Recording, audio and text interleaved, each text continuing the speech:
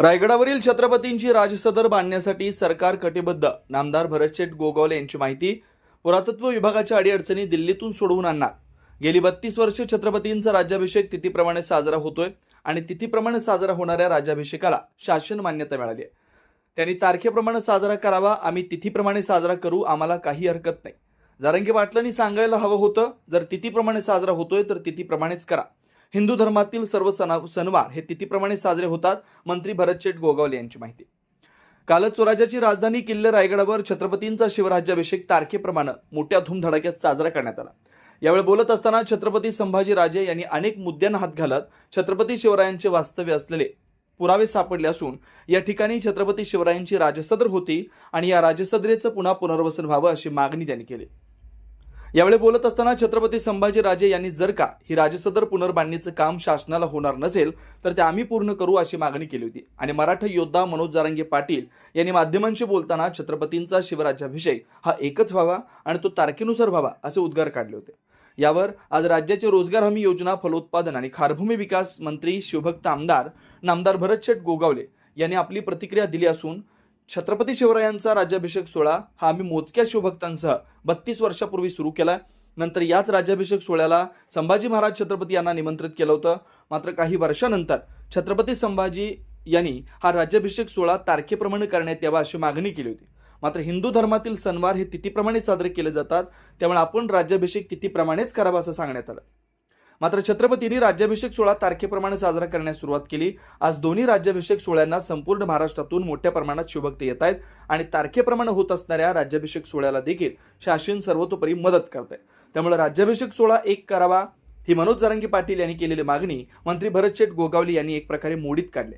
तर छत्रपतींचे दोन्ही राज्याभिषेक सोहळे झाल्यास आम्हाला कोणतीही हरकत नाही असं देखील मंत्री भरतशेठ गोगावले यांनी सांगितलं. तर छत्रपती शिवाजी महाराज यांनी आपल्या राजसदरेवरील भाषणात छत्रपतींची राजसदर पुनर्बांधणी करावी अशी मागणी करत जर शासनाला हे काम होत नसेल तर त्यांनी ते आमच्या हातात द्यावं, आम्ही ते काम पूर्ण करू अशी मागणी केली होती. यावर बोलत असताना मंत्री भरतशेठ गोगावले यांनी सांगितलं की छत्रपती शिवरायांची राजसदर ही शासनामार्फतच बांधली जाईल आणि त्याच्यासाठी शासन प्रतिबद्ध आहे. त्यासाठी पुरातत्व विभागाकडे आम्ही जाऊन त्या अडीअडचणी असतील त्या दूर करण्याचा प्रयत्न करू असं मंत्री भरतशेठ गोगावले यांनी सांगितलं. 9 जूनला तिथीप्रमाणे साजरा होणाऱ्या राज्याभिषेक सोहळ्याला संपूर्ण महाराष्ट्रातून मोठ्या संख्येने शिवभक्तांनी आपली उपस्थिती दर्शवावी असं आवाहन देखील केलंय. ब्युरो रिपोर्ट, तेज मराठी न्यूज, महाड, रायगड.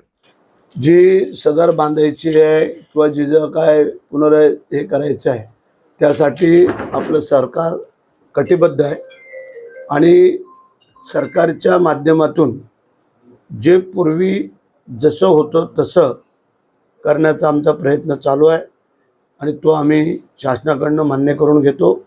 ज्या काय अडीअडचणी पुरातत्व विभागाच्या आहेत त्या पण एक दिवस जाऊन आम्ही दिल्लीला सोडवण्याचा प्रयत्न चालू आहे आमचा आणि तो पण मी एक वेळ घेऊन तो आम्ही सोडवतो. प्रश्न असा आहे की तारखेप्रमाणे करावा का तिथीप्रमाणे करावा. गेली 32 वर्ष आम्ही शिवभक्त इथे जेव्हा कोणी काही नव्हतं त्यावेळेला अत्यंत हाताच्या बोटं मोजण्या इतके शिवभक्त हे सुरू केलेले राज्याभिषेक सोहळ्याची पद्धत होती आणि मग त्याला हळूहळू आम्ही स्वरूप आणलं की सगळ्यांनी यावं. त्यावेळेला झालेला राज्याभिषेक सोहळा 1674 त्याच धर्तीवरती, त्याच उत्साहामध्ये, त्याच वातावरणामध्ये व्हावा हे आम्हा सर्व शिवभक्तांचं मानस होतं आणि त्याप्रमाणे हळूहळू शिवभक्त जमा व्हायला लागले आणि ते हळूहळू त्याची वाढ झाली आणि वाढ होताना काही वर्षापूर्वी छत्रपती संभाजीराजे कोल्हापूर वासियांना आम्ही निमंत्रित केलं प्रमुख पाहुणे म्हणून आणि मग ते आले. त्यांनी पाहिलं. त्यांनी 2 वर्ष आल्यानंतर त्यांनी पाहिल्यानंतर त्यांनी आमच्याशी चर्चा केली की आपण तारखेप्रमाणे करूया.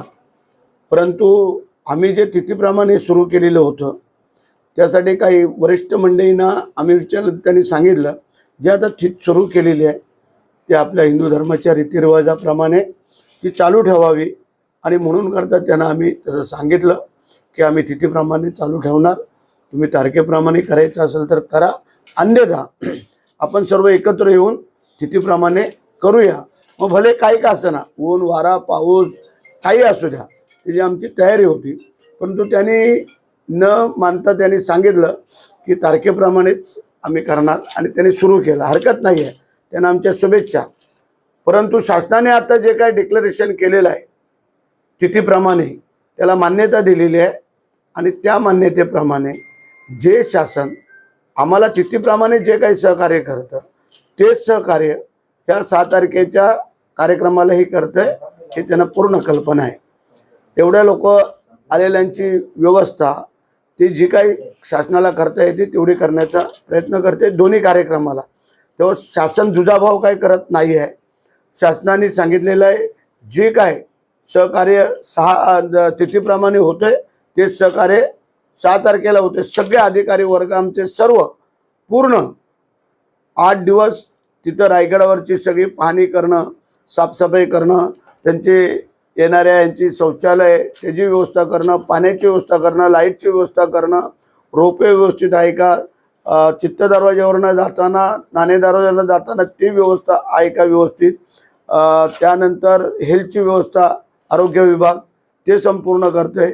एस टी महामंडळ बसची व्यवस्था करत आहेत. म्हणजे शासनाच्या माध्यमातून हे सगळं आम्ही करतोय. त्याचा काय कोण मोबदला कोणाकडनं काही घेत नाही, ना आमच्याकडनं ना त्यांच्याकडनं. त्यामुळे सरकार आपल्या जो तो परी पूर्ण सहकार्य करत आहेत आणि 350वा राज्याभिषेक सोहळा ज्या पद्धतीने साजरा करून आम्ही मुख्यमंत्री उपमुख्यमंत्री सगळ्यांना आणला आणि त्यांना सांगितलं की ही एक प्रकारची आपली जशी संत मंडळी आषाढी पंढरपूरची आळंदीची वारी करतात त्याप्रमाणे आता आपली सगळ्या शिवभक्तांची ही एक प्रकारची वारी आहे आणि ती तिथीप्रमाणे. आता ह्या वाऱ्या पण होतात, आपल्याला माहिती आहे सगळ्या तिथीप्रमाणेच होतात. आषाढी असेल, कार्तिकी असेल, माघवारी असेल, महाशिवरात्र असेल, आता शिवाजी महाराजांचा पुण्यतिथीचा कार्यक्रम, हे सगळे तिथीप्रमाणेच होतो. आणि म्हणून करता आम्हाला असं वाटतंय की तुम्ही जो काय 6 तारखेला करताय तुम्ही करा. आमचा त्याच्यामध्ये काही कोणाचा आक्षेप नाही, विरोध नाही किंवा काही नाही. परंतु तिथीप्रमाणे जो आम्ही सगळे शिवभक्त आज जसे 6 तारखेला महाराष्ट्राच्या कानाकोपऱ्यातनं शिवभक्त आलेले आहेत तसेच तिथीप्रमाणे 9 तारखेला पण महाराष्ट्राच्या कानाकोपऱ्यातनं लोक येत असतात आणि ते येणार आहेत. तर मला असं वाटतंय की जो काय कार्यक्रम आपण गुण्यागोविंदाने आनंदाने सगळ्या शिवभक्तांनी करतोय त्यामध्ये कोणीही कसलंही विष पेरण्याचं काम करू नये असं मला वाटतंय. त्याचं कारण असं आहे की तुम्ही जे काही 6 तारखेला करताय तिथं कोणाची अडवणूक नाही. आता जरांगे पाटील मगाशी बोलले की सगळ्यांनी एकत्र हा कार्यक्रम करावा. मग जरांगे पाटलांनी असं पण सांगायला पाहिजे होतं मग एकत्र करायचं असेल तर तिथीप्रमाणे पण एकत्र होऊ शकतो ना. काय 6 तारखेला होईल आणि तिथीप्रमाणे होणार नाही अशातला भाग नाही आहे. तेव्हा जरांगे पाटलांना आमचं म्हणणं आहे, सांगणं आहे की जे कार्यक्रम सगळे शिवभक्त करतायत त्यामध्ये कुठेही त्या मराठ्यांमध्ये फूट नाही किंवा काही नाही आहे. त्यांच्या कार्यक्रमाला पण आम्ही शुभेच्छा देतो आणि आम्ही करतोय त्याला पण आमच्या शुभेच्छा असतात. शिवभक्त ज्या प्रमाणामध्ये येत आहेत त्यांचं आम्ही स्वागत करतो, नेहमी त्यांना धन्यवाद देतो की राजांसाठी वर्षातून 1 दिवस हा राज्याभिषेक सोहळ्यासाठी. आता आमचे तर पुण्यतिथी असेल, राज्याभिषेक सोहळा असेल, जिजाऊ महासाहेबांची पुण्यतिथी असेल, हे सगळे कार्यक्रम आम्ही या गडाचे मावळे म्हणून आम्ही तिथं उपस्थित असतो आणि आम्ही ते सगळ्यांना बरोबर घेऊन करत असतो. तेव्हा आमची विनंती आहे सगळ्यांना, कोणीही कसलीही आपल्याला भडकाऊ भाषण करायचे नाहीत.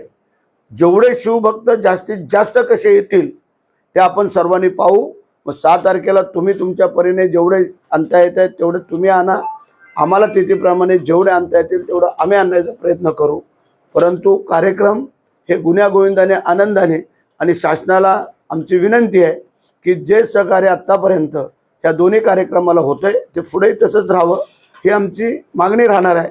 की आम्ही असं नाही सांगत की शासनाने तिथीप्रमाणे मान्यता दिले म्हणून त्यालाच सहकार्य करायचं आणि 6 तारखेला नाही. पहिला तर तुमचाच कार्यक्रम येतो, आमचा तर आता ह्या वेळेला 9ला आला आहे. कधी कधी 20 जूनला पण कार्यक्रम होतो. तो एवढा पाऊस असतो, सगळं असतो, पण शिवभक्त कधी डगमगत नाही आहे. जो डगमगल तो शिवाजी महाराजांचा मावळा आणि शिवभक्त होऊच शकत नाही आहे. कारण राजे कधी ऊन वारा पाऊस याला कधी त्यांनी तमा बाळगली नाही आणि त्यांनी जे काम कार्य ह्या रयतेसाठी, जनतेसाठी, देशासाठी, देवासाठी, धर्मासाठी जे केलंय त्याला जोड नाही आणि तोड पण नाही. म्हणून आमच्या प्रत्येक भाषणामध्ये राजे शिवछत्रपती महाराजांचा नामोल्लेख केल्याशिवाय आम्ही एकही पाऊल पुढं कधी टाकत नाहीये, जात नाहीये. त्याच्यामुळे सर्व शिवभक्तांनी राजांचं नामस्मरण केल्याशिवाय पुढे जाऊ नये ही एक माझी विनंती आहे. आणि परत आव्हान करतो आम्ही की जे ज्यानं आम्ही निमंत्रित केलेलं आहे, काही मंत्री असतील, मुख्यमंत्री, उपमुख्यमंत्री, सगळेच यांनी सगळ्यांनी या रायगडावरती यावं अशी आमची विनंती राहील. जय हिंद, जय महाराष्ट्र, वंदे मातरम.